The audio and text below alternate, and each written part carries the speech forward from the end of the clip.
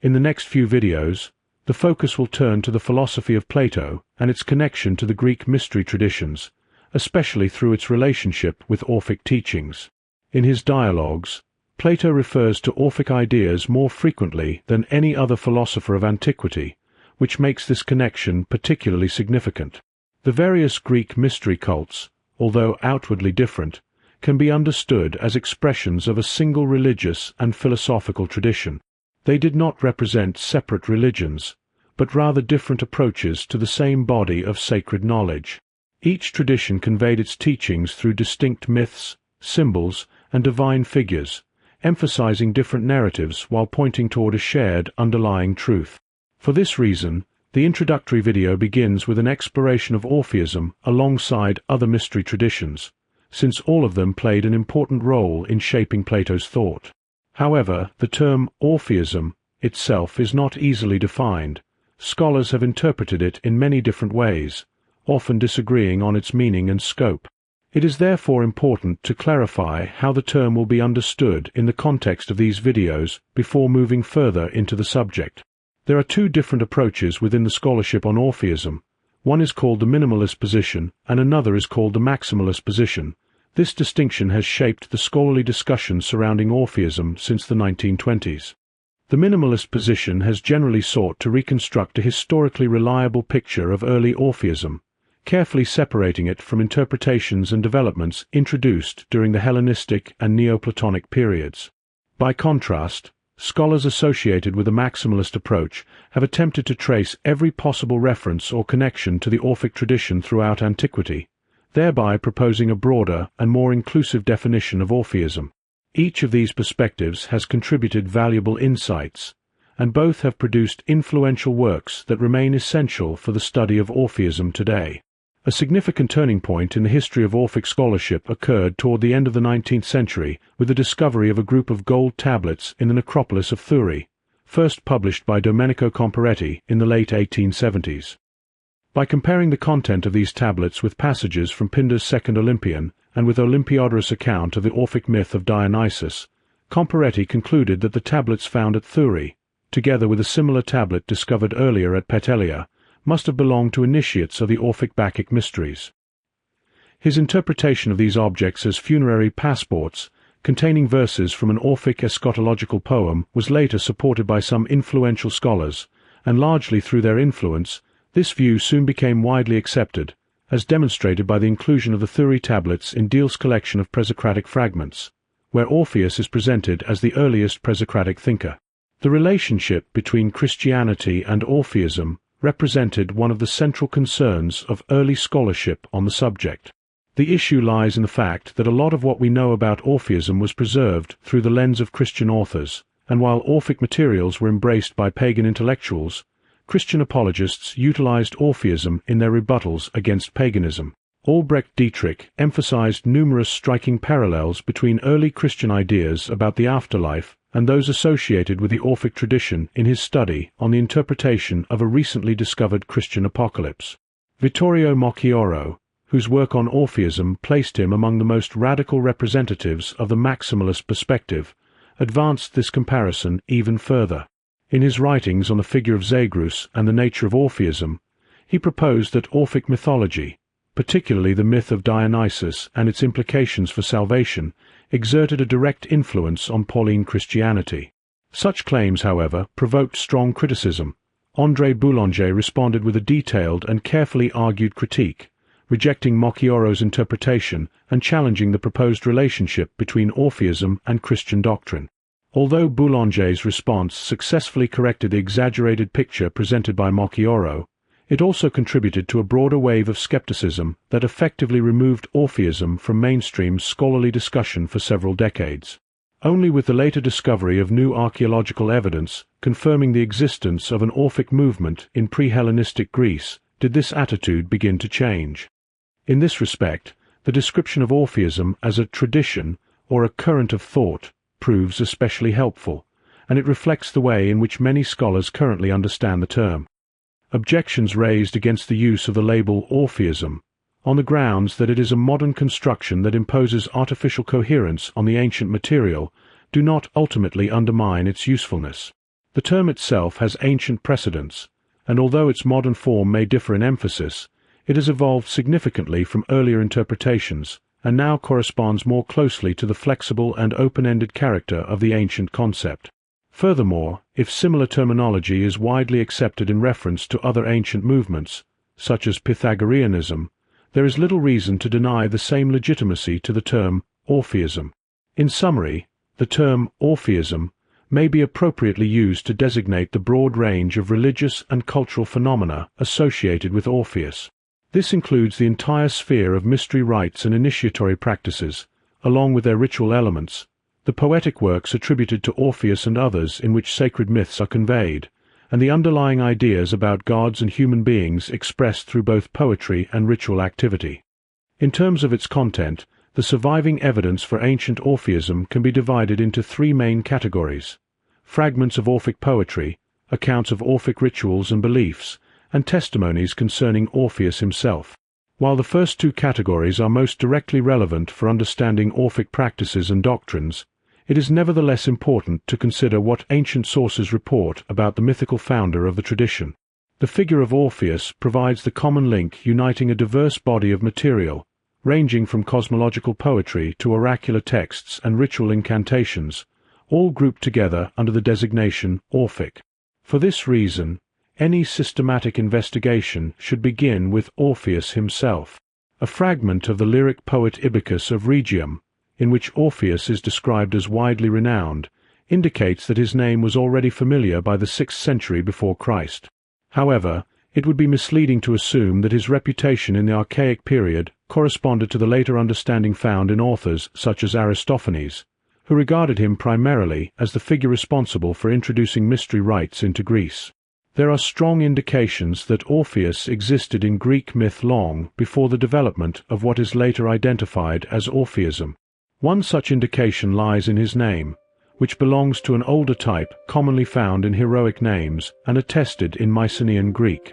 Although the linguistic form remained productive in the formation of common nouns, personal names of this type were no longer being created in the historical period. The earliest literary reference to Orpheus appears in a fragment attributed to the epic poet Eumelus of Corinth, who includes him among the Argonauts. A similar representation is found in a sculpted metope from the treasury of the Sicyonians at Delphi, dating to the 6th century before Christ. Around the same period, the lyric poet Simonides of Ceos depicts Orpheus enchanting birds and fish through the power of his song, likely within the context of the Argonautic voyage, as suggested by the maritime imagery. The magical quality of Orpheus' music, capable of influencing not only animals but also plants and even inanimate objects, is well attested in early literary and artistic sources and appears to have been one of his defining characteristics, as well as a key reason for his inclusion among the Argonauts. In the Greek imagination, music and magic were closely interconnected, and Orpheus was above all a musician, specifically a player of the lyre. This instrument, consistently associated with him in artistic representations, was also one of the principal attributes of Apollo. The connection between Orpheus and this god is strongly emphasized by Pindar, who describes Orpheus as a master of song deriving from Apollo. The phrasing employed allows for an interpretation that suggests either divine parentage or divine inspiration, subtly introducing the idea of Orpheus' relationship with Apollo without making it explicit. This may have served to maintain the structural balance of the passage, which lists heroes of divine descent who accompanied Jason. In other contexts, Pindar identifies Orpheus as the son of Oeagrus, in agreement with most ancient sources, while still hinting at his special association with Apollo through the use of an epithet that evokes the god's musical symbolism. According to a tradition first recorded in the catasterisms attributed to P.S. Eratosthenes, but likely going back to Aeschylus, Orpheus' connection with Apollo played a decisive role in the story of his violent death. After descending to the underworld in search of his wife and witnessing the realities of that realm, Orpheus is said to have ceased honoring Dionysus, the god through whom he had previously gained renown. Instead, he came to regard Helios, whom he identified with Apollo, as the greatest of the gods. This shift in devotion provoked the anger of Dionysus, who, according to the account, sent the Basarids against him. These followers attacked Orpheus, tore him apart, and scattered his limbs. It is not possible to determine with certainty how much of this narrative derives directly from Aeschylus' lost play, apart from the central claim that Orpheus was killed by the Bassarids acting on behalf of Dionysus. However, it is generally accepted that the story must have included the motif of Orpheus' devotion to Apollo Helios and his neglect of Dionysus, since without this element the god's hostility would lack a clear motive. Even setting aside later editorial reconstructions, the importance of this testimony for understanding early Orphism is considerable. It confirms the association between Orpheus and Apollo, in line with the earliest evidence, while also illustrating both the tension and the connection between Orpheus and Dionysus, an opposition that reflects the relationship between the emerging Orphic tradition and the cult of Dionysus. In addition, it provides one of the earliest literary references to the story of Orpheus' death at the hands of frenzied female followers. By the time Aeschylus composed the Bassarids, likely in the middle of the 5th century before Christ, the death of Orpheus had already become a familiar theme in Athenian vase painting. Yet these early visual representations differ in notable ways from the later literary accounts. In depictions dating to the early 5th century, the attackers are not identified as Maenads but appear as ordinary women, and Orpheus is not shown being dismembered. Although this alternative version of the myth, one in which Dionysus and his followers are absent, is preserved only in later literary sources, the absence of Maenads in early testimonies suggests that it may represent an older and more original form of the story, one that continued to circulate alongside later adaptations. The explanation offered for the women's anger in this earlier version sheds further light on the character of Orpheus before his association with a distinct religious movement. According to later authors such as Phanicles and Pausanias, the women of Thrace were driven by jealousy, as their husbands had become devoted followers of Orpheus and consequently neglected them. Another account suggests that their resentment arose from exclusion from his cult. These narratives correspond closely with the imagery found on Attic vases, where Orpheus is often depicted surrounded by armed men who appear captivated by his music. Such evidence points to an origin of the Orpheus myth within the setting of archaic initiation rituals, particularly those associated with elite warrior groups. At first glance, this earlier portrayal seems difficult to reconcile with the more familiar image of Orpheus found in later sources, where he appears as a chthonic and Dionysian figure. This raises an important question. How did Orpheus, originally portrayed as a musician closely linked to Apollo, come to be regarded as the founder of a Bacchic religious tradition? Before addressing this issue, it is necessary to consider the other central episodes of his myth, especially his descent into the underworld and the story of his severed head. The earliest literary account of the story of the severed singing head appears in a fragment of Phanicles, who recounts that the women of Thrace cut off Orpheus' head and cast it, together with his lyre, into the river Hebros. Carried by the current, both the head and the instrument drifted across the sea until they reached the island of Lesbos, all the while continuing to produce song. A later source, Philostratus, adds that the head delivered oracles from a fissure in the ground until Apollo, allegedly envious of Orpheus' renown, intervened to silence it. Although this is the only surviving literary testimony that explicitly refers to Orpheus' prophetic head, the motif itself is attested in visual art as early as the middle of the 5th century before Christ. A red-figured drinking cup from that period depicts the head of Orpheus, lips parted as if speaking or singing, facing a young scribe, while Apollo stands nearby holding a laurel branch and extending his arm toward the head. This scene has often been interpreted, in light of the later literary tradition, as showing Apollo preventing the head from delivering oracles. However, it has also been argued that nothing in the image necessarily implies hostility, and that the gesture could instead represent Apollo directing the youth to record the words being spoken. In either case, the image provides evidence for the existence of some form of Orphic literature, possibly of an oracular nature, already in circulation during the later 5th century before Christ. Attention may now turn to what is perhaps the most significant episode in the mythical life of Orpheus, namely his descent to the underworld.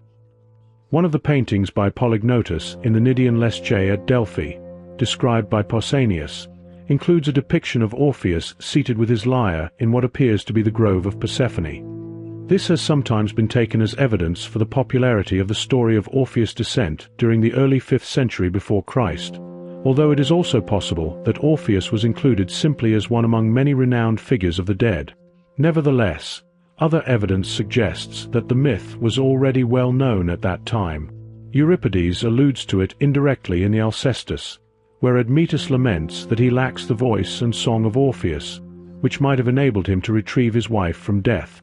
This passage has led some to propose that Euripides was familiar with a version of the myth in which Orpheus succeeded in his attempt, a possibility supported by a statement in Isocrates, who credits Orpheus with bringing the dead back from the underworld. Even if such a version once existed, an alternative narrative, ending in failure, was already known to Plato.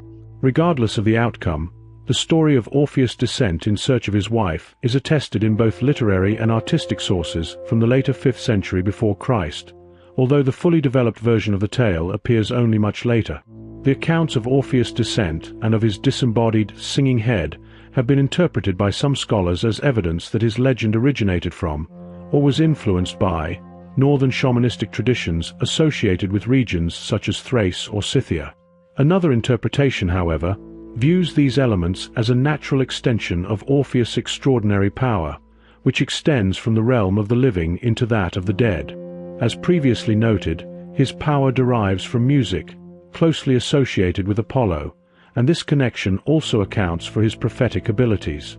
At some point during the 6th century before Christ, Orpheus appears to have been adopted as a patron figure by a chthonic cult centered on Dionysus. From this perspective, the story of his journey to recover his wife from the underworld may have been developed to explain his newly established association with the realm of the dead. It is possible that this episode was narrated in an early poem attributed to Orpheus, dating to the late 6th or early 5th century before Christ. Over time, Orpheus' earlier identity as a mythical musician who accompanied the Argonauts was gradually overshadowed by his later role as a divinely inspired poet and founder of a religious tradition. With the exception of 3 relatively late works, none of the many books that the ancients attributed to Orpheus have survived in the manuscript tradition. The scope and variety of early Orphic literature can be inferred from a list compiled by Epigenes, which served as the primary source for catalogues of Orphic authors preserved by Clement of Alexandria and by the Suda. The titles recorded can be grouped into 3 main categories: eschatological poems relating to journeys to the underworld, theogonies, and allegorical poems addressing cosmological themes. Until the latter half of the 20th century, knowledge of these texts relied almost entirely on secondary sources, mostly post-classical, such as the Neoplatonists and Christian apologists. The principal source for the Orphic theogonies is Damascius, the last scholarch of the Neoplatonic Academy, who in his treatise on the first principles mentions 3 different versions, one recorded by the peripatetic Eudemus, one current according to Hieronymus and Hellanicus, and one circulating in his own time under the title of Rhapsodies. This is likely the same work listed in the Suda as sacred discourses in 24 Rhapsodies, attributed to Theognetus the Thessalian or Cercops the Pythagorean. The title suggests a comparison with the Homeric poems, arranged into 24 books by the Alexandrian grammarians, but it remains unclear whether the Orphic Rhapsodies were a single poem divided into 24 books, or rather 24 separate poems. The latter seems more probable, as a theogonic narrative would hardly fill 24 Homeric-length books. Clement of Alexandria's reference to one section of the Rhapsodies as the Theogony also supports this view. Moreover, the title Hieroi Logoi is better suited to a collection of poems than to a single extended work, and the term appears to have been used broadly to designate Orphic poetry as a whole, not only theogonies. It is generally accepted that the Orphic Rhapsodies were compiled from earlier Orphic material sometime between the 1st century before Christ and the 2nd century after Christ. Older editions of the Orphica were gradually replaced by this collection, which serves as the source for most fragments preserved by Neoplatonists and other late antique authors.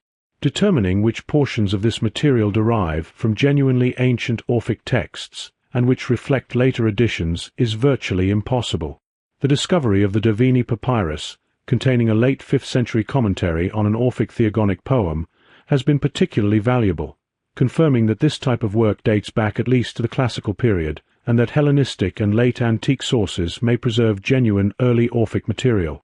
Nevertheless, due to the fragmentary state of the papyrus, many questions about the content of the ancient Orphic theogonies remain unresolved. Regardless of the various issues connected to this material, our current investigation requires of us to examine some of the main themes mentioned in these texts.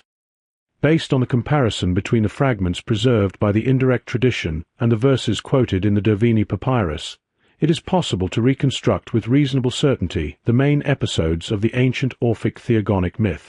It should be noted, however, that these episodes were not necessarily narrated in a single poem, and different versions of this narrative likely existed already in the classical age. For this reason, any reconstruction of the ancient Orphic theogony remains necessarily speculative and somewhat arbitrary. The myth begins with Night, nurse of the gods, who gave birth to an egg, from which emerged Eros, or the firstborn, carrying the seeds of all the gods. What follows is the usual succession myth of Uranus, Cronus, and Zeus, although in some versions Oceanus and Tethys may have been inserted between Uranus and Cronus. To consolidate his power, the last-born Zeus swallowed the firstborn and, by extension, creation itself, thus becoming simultaneously beginning, middle, and end. After recreating the universe and the previous generations of gods, Zeus impregnated his mother, Rhea Demeter, resulting in the birth of Kore, or Persephone. Zeus then mated with his daughter, from which union Dionysus was born. The theogony concludes with this sixth generation, to which Dionysus belongs. While the largest and best preserved portion of the Derveni papyrus consists of the exegesis of Orphic verses, 29 hexameters quoted in full or in part, this is not the sole subject of the text. The remaining columns address questions related to eschatology and ritual practice. Although this section has received comparatively less scholarly attention, it is essential for understanding the nature and purpose of the work as a whole. The eschatological significance of the papyrus is further supported by the context of its discovery. The Carboniste roll was found among the remains of the funeral pyre of one of 6 tombs in the funerary complex at the Derveni Pass, approximately 10 kilometers north of Thessaloniki.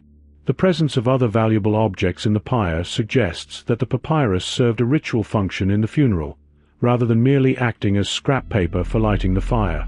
The Orphic custom of equipping the dead with ritual texts is well documented, with the gold tablets being the most famous example. The tomb's proximity to the shrine of Demeter and Kore, along with the presence of objects related to the cult of Dionysus in nearby graves, indicates that the deceased was likely an Orphic initiate. Unlike the Derveni papyrus, the Orphic attribution of the gold tablets, also called leaves or lamellae, has been debated due to the absence of any explicit reference to Orpheus.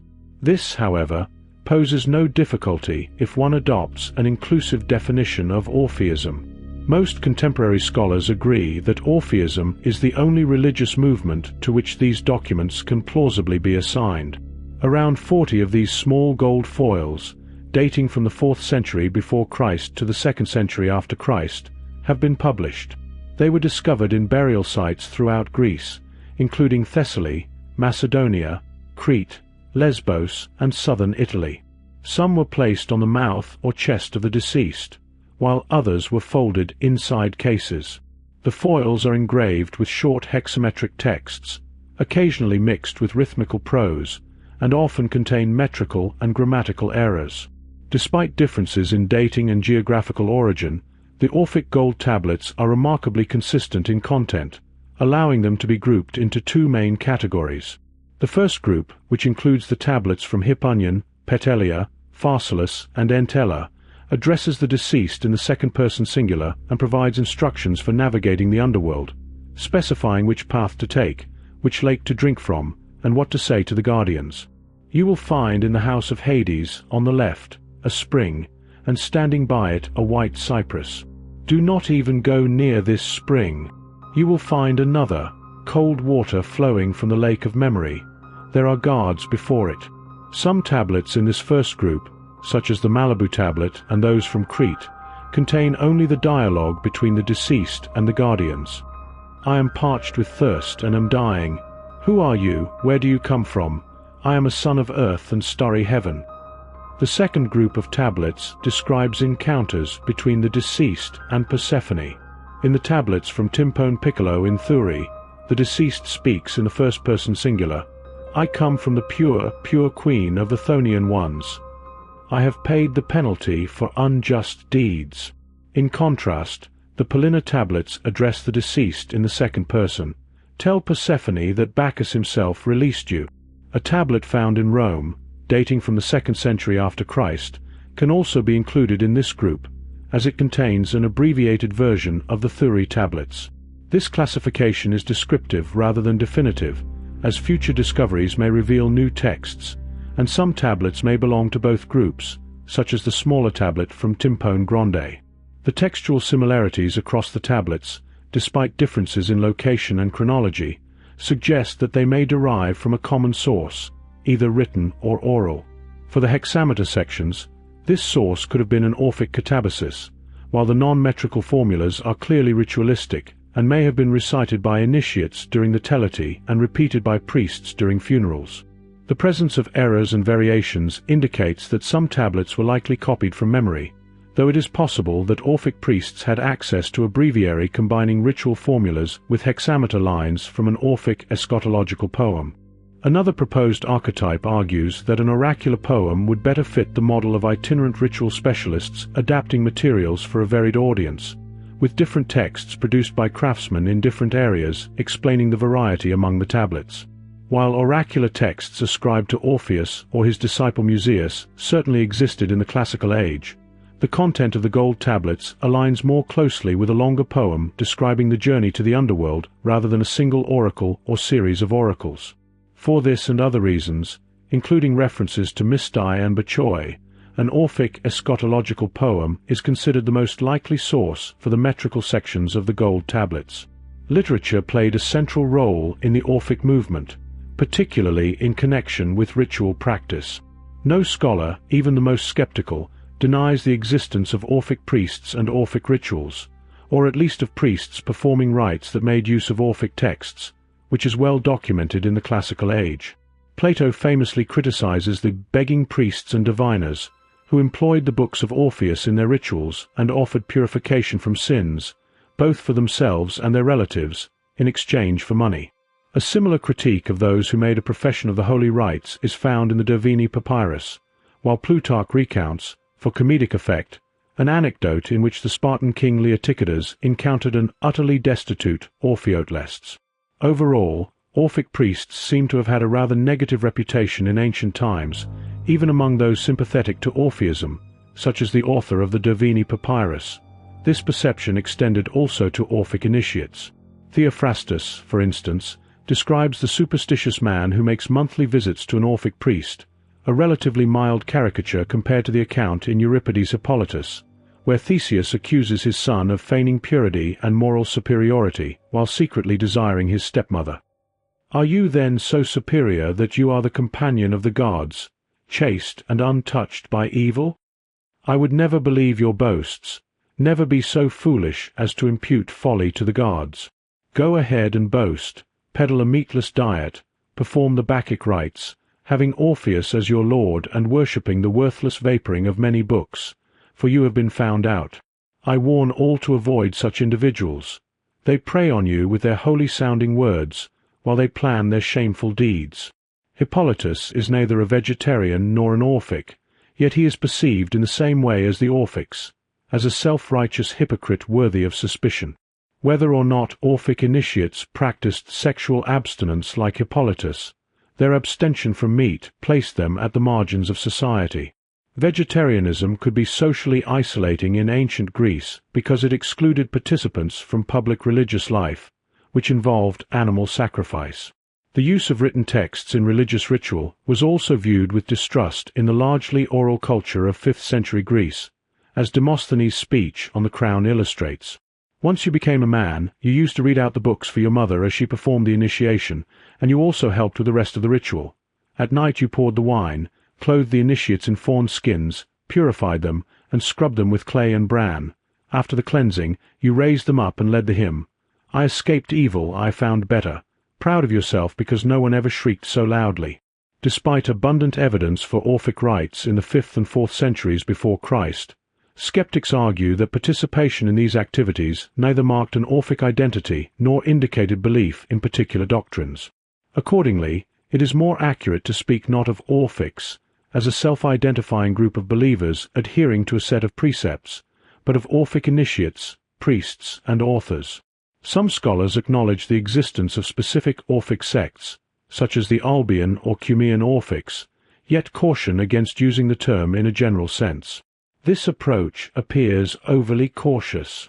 The followers of Orpheus were certainly not a uniform group, yet neither were early, or later, Christians, for example. It can be conjectured that some, and indeed most, participated in the rites primarily to secure a privileged place for their soul in the afterlife, paying little attention to doctrine, while others, a minority, were genuinely ideologically committed. All, however, can still be considered Christians or Orphics insofar as they were initiated into the Christian or Orphic cult.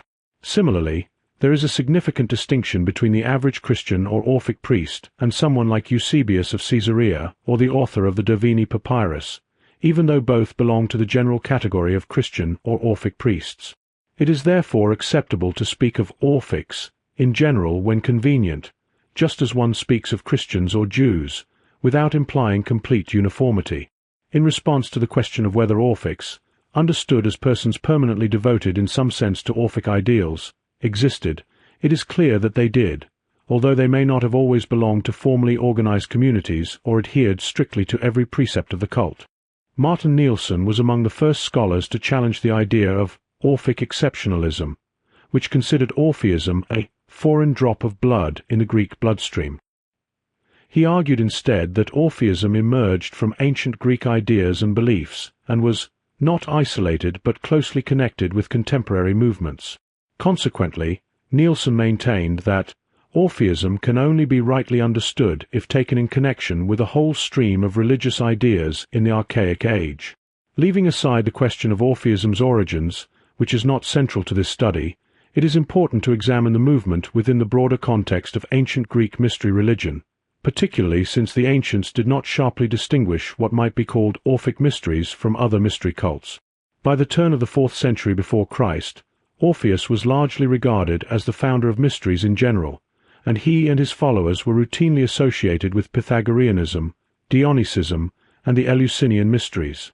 The relationship between Orpheism and these other movements was effectively illustrated by a Venn diagram, in which overlapping areas represent traits shared by each movement. Despite its utility, such a model can be misleading if taken too literally, suggesting that each entity had well-defined borders. In reality, these movements were closely interconnected. Particularly regarding Orphic, Dionysian, and Eleusinian mysteries, it may be more accurate to view them as different expressions of the same religious outlook rather than entirely separate cults, each with its own doctrines, rites, and practices. The following discussion compares Orpheism with Dionysianism, the Eleusinian cult, and Pythagoreanism, identifying in each case the traits that distinguish the movements as well as the similarities they share. The aim is not to trace the origin of any shared idea or practice, as that is not the primary concern. For the purposes of this study, it suffices to note that the ancient Greeks associated certain ideas or practices with more than one of these movements, regardless of their origin. Through these comparisons, the broad characterization of Orpheism presented previously can be refined, yielding a more nuanced understanding of the Orphic movement, both in its broader and narrower definitions. Contrary to the image propagated by the mainstream tradition, most notably represented by the 3 Homeric hymns to Dionysus and by Euripides' Bacchic, and generally accepted by 19th and early 20th century scholarship, the cult of Dionysus was not a novel phenomenon within Greek religion. Archaeological evidence demonstrates that it dates back at least to the end of the 2nd millennium before Christ. Even before the god's name was identified in 2 Linear tablets from Pylos, the theory of Dionysus foreign, Thracian, origin and his late arrival in Greece had already been challenged by Walter Otto, who argued that the so-called resistance myths central to Dionysian lore do not reflect historical events, but rather symbolize the god's irresistible and transgressive, some might even say revolutionary nature. Dionysus' rise to prominence within both private and public religion coincided with periods of social and political upheaval. One example is the introduction of tragedy in Athens as part of Pisistratus' reform and re-establishment of the great Dionysia. Alongside these public festivals, private Bacchic mysteries are also attested around the turn of the 5th century before Christ. A fragment of Heraclitus condemns night wanderers, magi, bacchantes, maenads, and initiates to fiery punishment in the afterlife because, as he states, they are initiated impiously into the mysteries which are common among men. Although Orpheus is not explicitly mentioned, it is plausible that Heraclitus' criticism was aimed, at least in part, at the rites performed by itinerant priests, or, as Plato calls them, begging priests and diviners, who claimed Orpheus as an authority.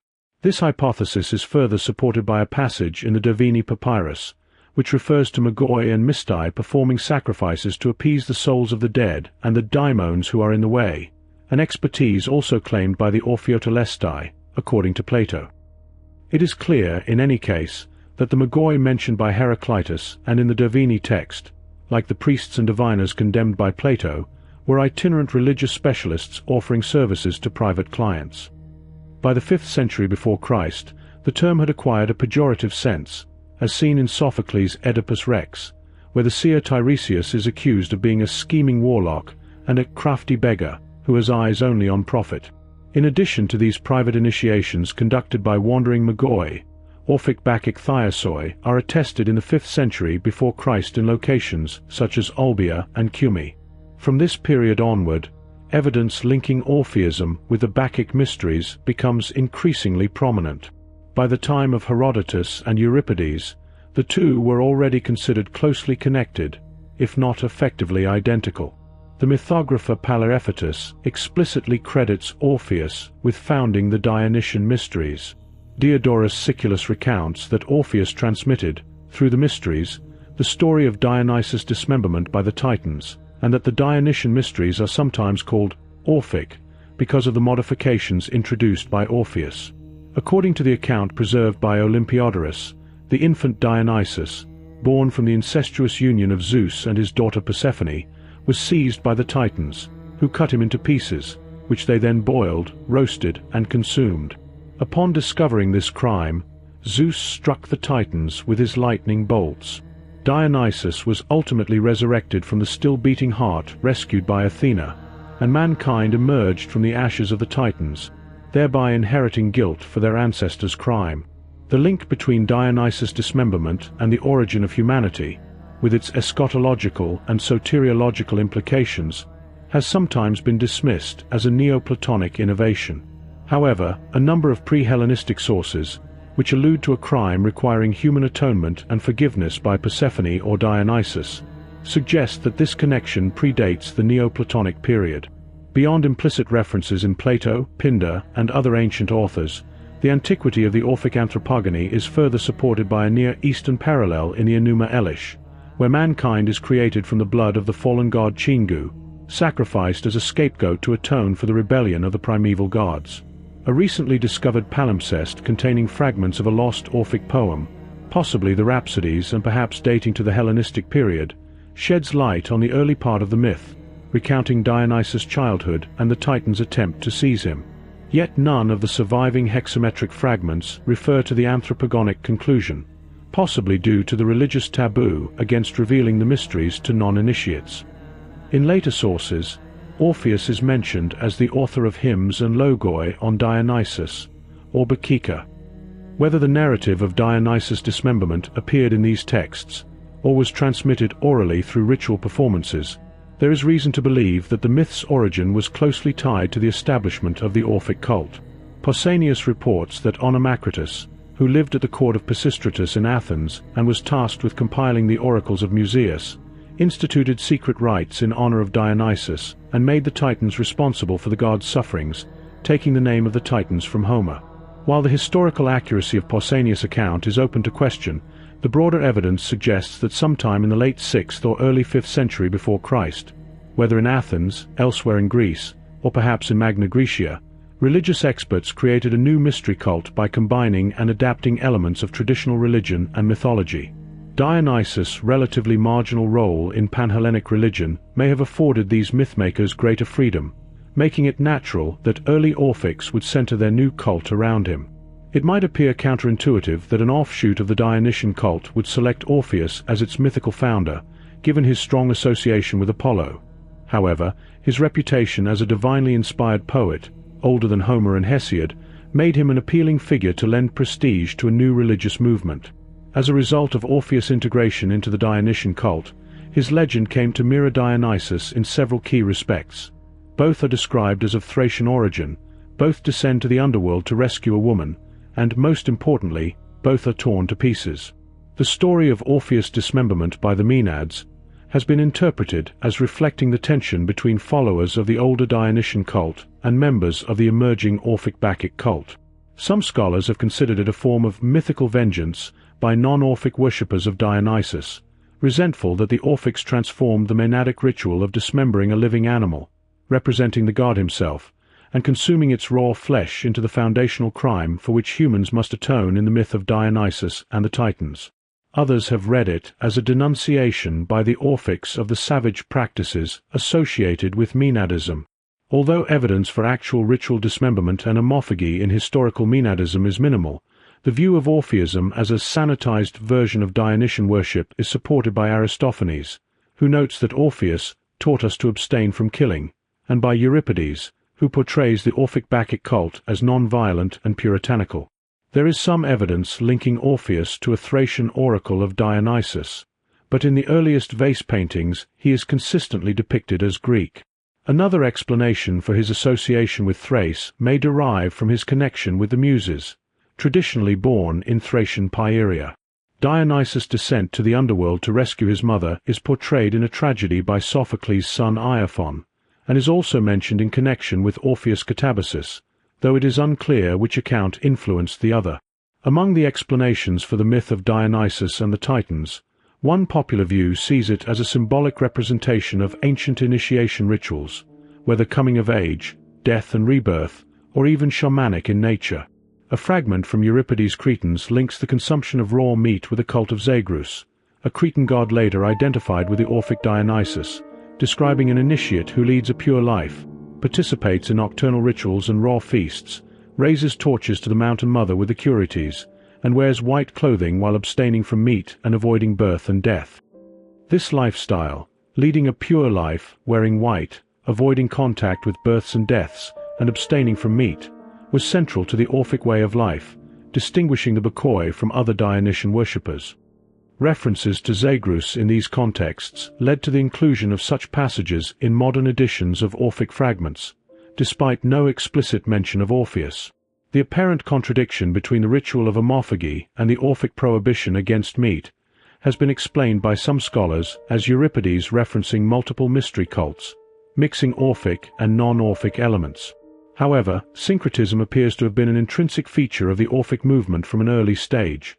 For example, the Mountain Mother and the Curetes appear in early Hellenistic Orphic texts, including a gold tablet from Phaerae, Thessaly, and the Gurub papyrus.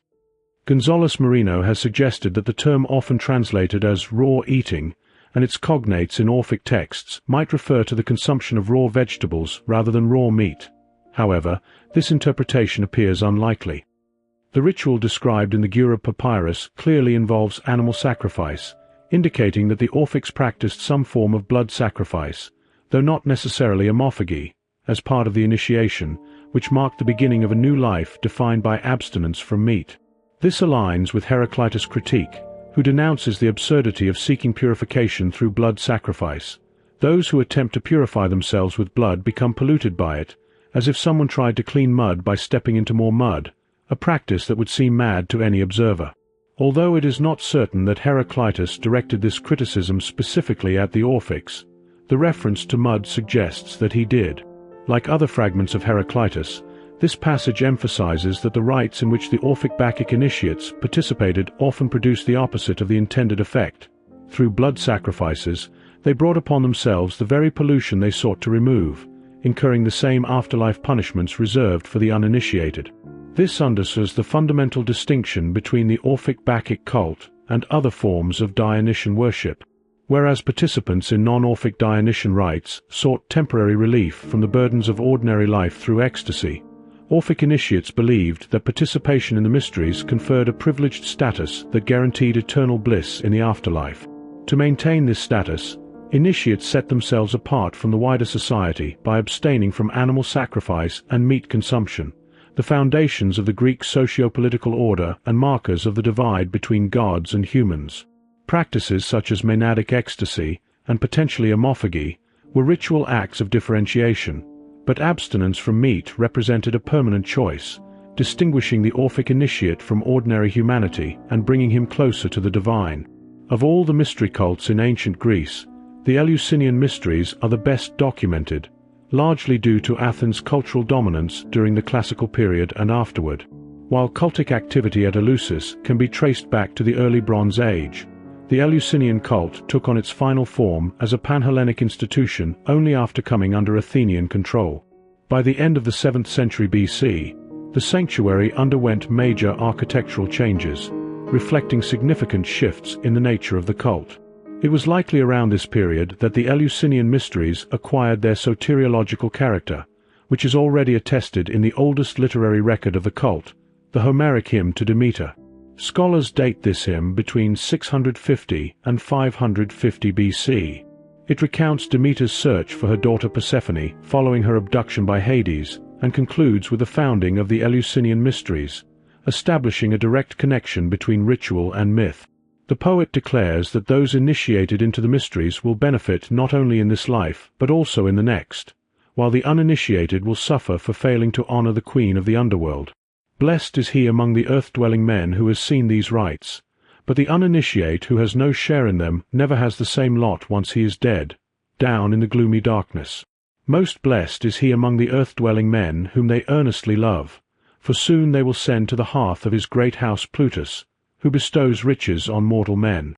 This represents the earliest known reference to afterlife rewards and punishments for ordinary people, rather than for mythical figures who incurred Zeus' wrath, like the 3 sinners punished in Tartarus according to the Homeric Nicaea, or those who received favor, such as Menelaus, destined for the Elysian plain due to his connection as Zeus' son-in-law. The promise of a better fate in the afterlife was a major factor in the appeal of the Orphic mysteries, but the fear of otherworldly punishment also likely drew followers. The same dynamic applied to the Eleusinian mysteries. Although the Homeric hymn to Demeter remains deliberately vague regarding the specifics of these rewards and punishments, other sources provide more detail. Concerning the penalties for the uninitiated, Pausanias describes a large painting of the underworld by Polygnotus, dating to the 5th century BC, on the wall of the Cnidian Leschae at Delphi. In it, a group labeled as uninitiated is depicted carrying water in broken pitchers and pouring it into a jar.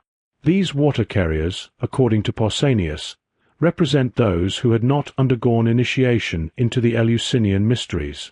This interpretation is confirmed by Plato, who associates the punishment of carrying water in a sieve with Eumolpus, the mythical ancestor of the Eumolpidae clan that conducted the Eleusinian rites. In his account, Plato refers not only to Eumolpus by name, but also to Musaeus and his son, thereby linking the Orphic and Eleusinian traditions in a single reference. Elsewhere, Plato associates the same punishment with a clever man, perhaps a Sicilian or an Italian, likely referring to the Orphic Pythagorean tradition that produced allegorical and eschatological texts, as noted in later sources among works attributed to Orpheus. In addition to carrying water in a sieve, Plato mentions another afterlife punishment tied to the Orphic Eleusinian tradition, according to which the souls of the uninitiated would be made to lie in the mud. Both punishments are clearly linked to the idea of ritual purification, a principle of central importance in both Orphic and Eleusinian mysteries. For the Orphics, the emphasis on purity is evident in the proclamation made by the initiate in the Thurii gold tablets, which underscores the importance of becoming and remaining pure. This goal was achieved through observance of religious taboos and the adoption of an ascetic lifestyle. Similarly, Eleusinian initiates underwent a period of fasting and purification before initiation and were only allowed to partake in the mysteries if they had not committed murder. Once initiated, they were apparently expected to abstain from meat, but, unlike the Orphic initiates, They were not required to avoid sexual activity or contact with births and deaths. Turning to the rewards awaiting the initiated in the afterlife, the hymn to Demeter promises material benefits in this life for those who partake in the mysteries, and a miserable fate for those who do not. The implication is that the posthumous existence of the initiated would be blissful and free from toil. Isocrates confirms this in his Panegyricus, referring to the sweeter hopes regarding both the end of life and all eternity imparted by Demeter to those who participate in her mysteries. Other classical authors, such as Pindar and Sophocles, also speak of special privileges in the afterlife granted to initiates, even if they do not explicitly mention the Eleusinian mysteries. Happy is he who, knowing those things, will go beneath the earth, for he knows the end of life, but also the beginning given by Zeus. Thrice blessed among the mortals are those who go to Hades having seen these sacred rites. For them alone there is life down there, whereas the others suffer every evil. Expressions such as "those who have seen these rites" appear to refer specifically to the Eleusinian mysteries, in which the acts of seeing and showing were fundamental, with the highest degree of initiation known as the viewing. The use of the term blessed may also hint at Eleusis, although Orphic sources, like the gold tablets, similarly address initiates with this epithet and, importantly, with the rare variant thrice blessed. The Orphic and Eleusinian mysteries appear to share closely aligned beliefs regarding eschatology, to the point that many testimonies about the fate of the initiated and uninitiated in the afterlife can reasonably be applied to both cults. In the Orphic gold tablets, for instance, the death of the initiate is celebrated as the beginning of a new, eternal life. The smaller tablet from the Tympone Grande in Thurii, dating from the 4th century BC, declares that the initiate has become a god instead of a mortal, and will travel on the right-hand road to the holy meadows and groves of Persephone. Similarly, the Paulina tablet, also from the late 4th century BC, addresses the initiate. Now you have died, and now you have come into being, thrice blessed on this day. This verse closely resembles a fragment from Sophocles, which likewise calls the initiates thrice blessed, and states that only for them will there be life after death. That immortality, or more accurately, divinity, was the ultimate reward anticipated by Eleusinian initiates is suggested by an anecdote recorded by an ancient commentator on Aristotle's Nicomachean Ethics, in which Aeschylus was allegedly accused of profaning the Eleusinian mysteries through his play on Sisyphus, a figure famed for nearly cheating death. The experience of the initiated in the afterlife likely involved a continuation of the collective rites and activities in which they had participated during life. This seems to be the sense of a line from the Paulina tablet, and below the earth await you the same rites as the other blessed ones. While the precise nature of these rites remains speculative, wine consumption is clearly emphasized, as indicated by the preceding line, "You have wine as your fortunate honor." Plato provides further confirmation, satirically describing the reward promised by Musaeus and his son to deceased initiates as a symposium of the saints, where, reclining on couches and crowned with wreaths, they spend eternity drinking wine, as if the best reward for virtue were a perpetual state of drunkenness. The afterlife location for the deceased initiates is described in the gold tablets as a sacred meadow, a pleasant locus amenus that, while still situated in Hades, is accessible only to those who can demonstrate their privileged status to the guardians who preside over it. This vision marks a notable departure from the Homeric conception of the afterlife, in which all humans descend to the same musty and horrible dwelling, with only a few select heroes granted a place in the Elysian plain at the edge of the world, where life is easiest for men.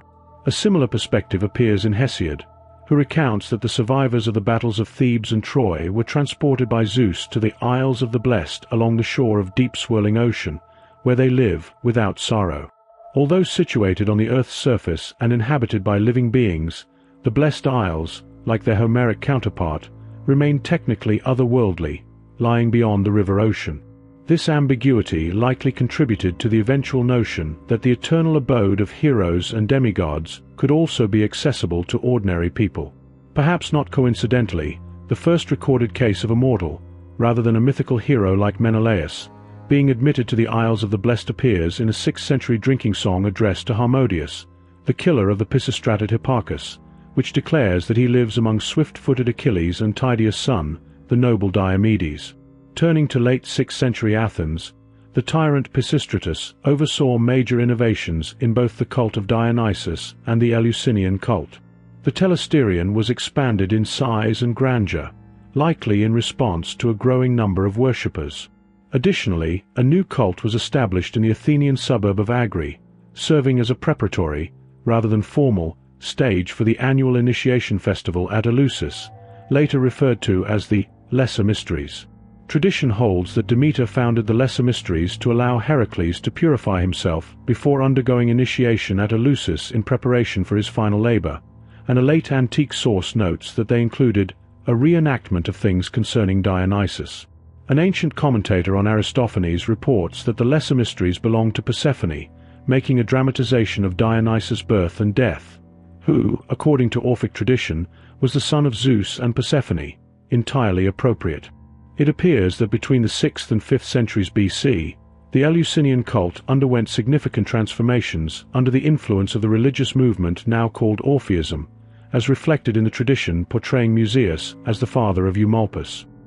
If this interpretation of the development of the Eleusinian and Bacchic mysteries is accurate, then the description of Orphism as a pan-Hellenic movement of intervention in old traditions which was susceptible to being turned into eschatologically oriented rituals seems particularly apt.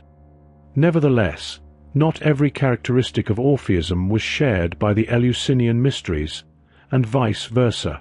For instance, the Orphics viewed the afterlife promised to them as far superior to their present life, whereas there is no evidence that the Eleusinian cult promoted a similarly negative perception of the material world. Another distinction lies in the emphasis on hearing and understanding in Orphic sources, such as the Derveni Papyrus, as opposed to the Eleusinian focus on viewing and experiencing, although sacred texts and formulas were likely recited during the spoken portion of Eleusinian ritual. Over time, however, the overlap between Orphism and the Eleusinian mysteries became so extensive that the two cults were virtually regarded as equivalent, with Orpheus seen as holding the patent of the mysteries in general, while Eumolpus ran a franchise in Eleusis. The study of Pythagoreanism faces many of the same challenges as the study of Orphism, including the scarcity of early sources and the difficulty of distinguishing early Pythagorean teachings from later Platonic influence. This is unsurprising, given the close relationship between Orphism and Pythagoreanism during the formative stages of both movements. Herodotus provides one of the earliest literary attestations of this connection, noting that nothing woollen is brought into Egyptian temples or buried with the dead, as this is considered unholy.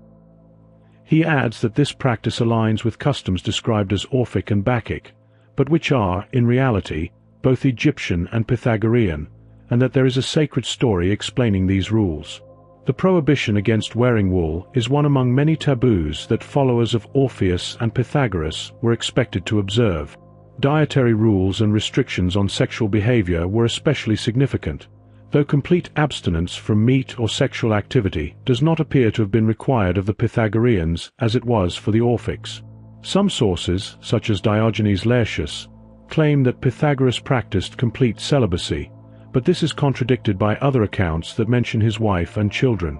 Philostratus and Iamblichus report that Pythagoras enforced strict marital fidelity among his followers, consistent with a Pythagorean maxim stating that humans have a duty to procreate and leave descendants to honor the gods. Accounts of the dietary practices of Pythagoras and his followers are also contradictory. Some assert that Pythagoras was vegetarian and avoided all contact with butchers and hunters, while others indicate that only certain animals, those unsuitable for sacrifice, or specific parts of animals were forbidden. One explanation could be that early Pythagoreans tolerated animal sacrifice and meat consumption for political reasons, only later promoting strict vegetarianism after losing political influence. The prohibitions against eating meat and wearing wool naturally align with the doctrine of reincarnation, which is associated with Pythagoras from the earliest evidence. The well-known taboo on broad beans is also linked to this belief. According to ancient commentary on the Iliad, it was thought that the souls of the dead returned to earth through bean blossoms, a concept that helps explain Aristotle's description of broad beans as the gates of Hades. Similarly, an Orphic Pythagorean verse claims that consuming broad beans is akin to eating the heads of one's ancestors, further reflecting this belief. Herodotus also mentions the bean taboo in connection with Egyptian religious customs, along with belief in reincarnation, though modern scholars recognize this as a Greek projection of Orphic Pythagorean practices onto the Egyptians.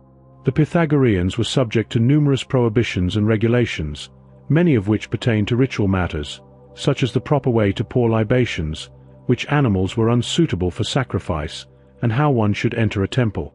Other rules governed everyday life and often appear obscure. For instance, one should put on the right shoe first, help someone to load a burden but not to unload it, and avoid public baths. So puzzling were these instructions that many ancient interpreters regarded them as riddles rather than literal directives.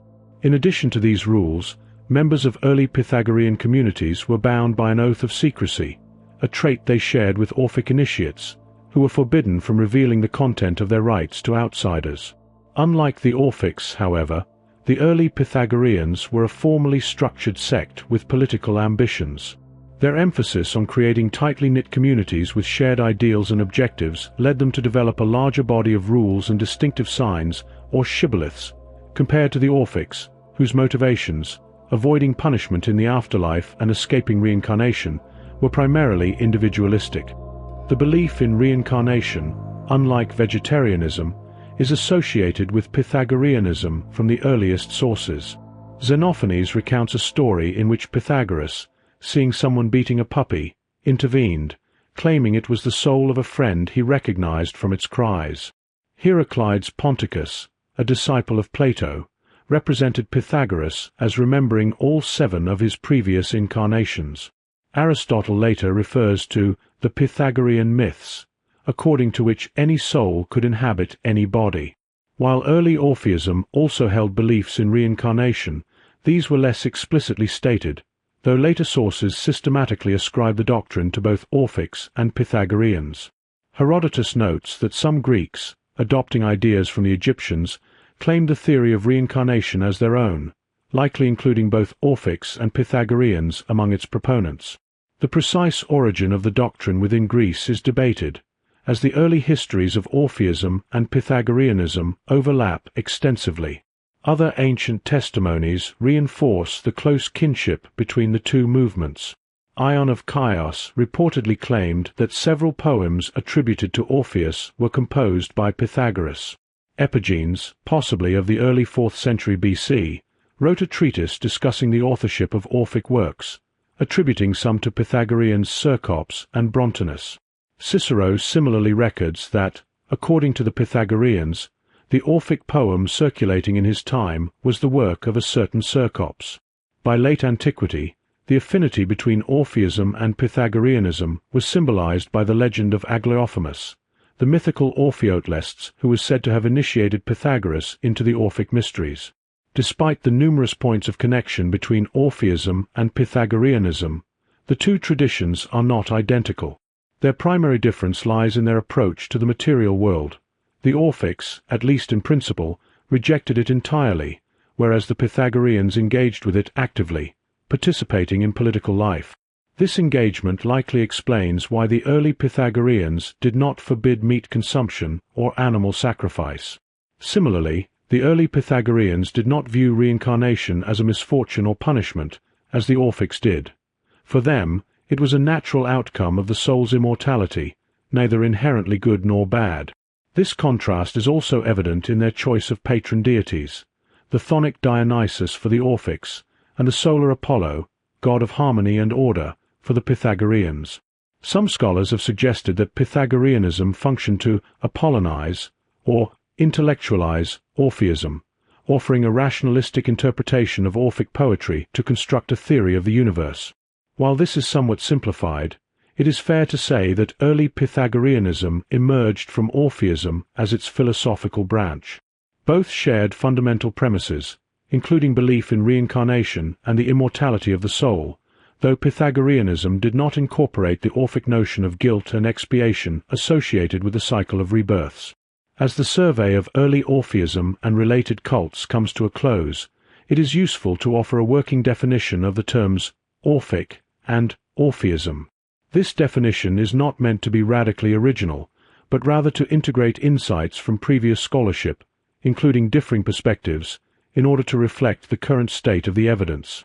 In its broadest sense, Orphism can be understood as an umbrella term for the full spectrum of ancient Greek mystery religion and associated beliefs, encompassing their diverse ritual and literary manifestations.